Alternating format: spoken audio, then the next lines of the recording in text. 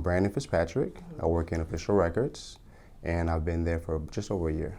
Of course, I always talk to my younger cousins, nieces, and nephews, see what they're learning in school. And it's always fun to hear those stories because their understanding of it is so much different than my understanding of it. You know, school is always very changing as far as the way they teach things.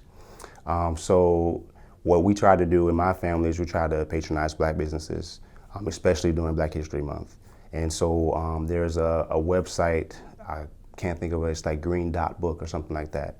And they keep a reference of all these different like entrepreneurs, restaurants, bakeries, like just anything you can think of, you know, people who do taxes even. And so we try to, you know, look for, if we're doing something this week or this weekend, let's go check to see, are there any Black businesses locally that are doing it, and try to go there first, patronize them first. Currently, I'm inspired by Virgil Abloh. He unfortunately died in 2021 at the age of 41. And that's kind of what caught my attention because I'm around that same age. And just kind of looking into his story, he started off just, you know, a suburban kid, went to college as an engineer, got a degree in architecture, and then from there he kind of just diversified. He went into the arts, he went into fashion, he was just all over, just to the point where now even individuals like in hip hop, they say his name in their verses. So it's just, to me, it's amazing how just a regular person became so dynamic to the world.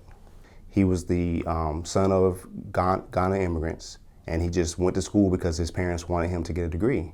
And then he realized while he was in school that he was passionate about arts and fashion.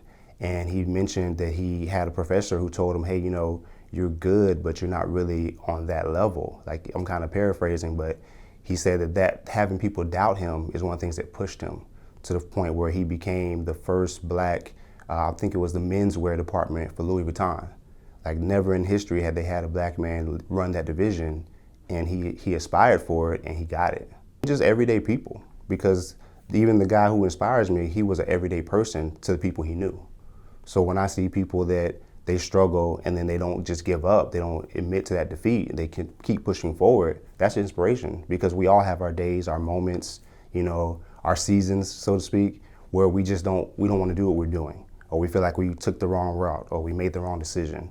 But it's getting back up the next day and trying to go for, you know, what you want, go do your best, you know, help others, give back. That's inspiration.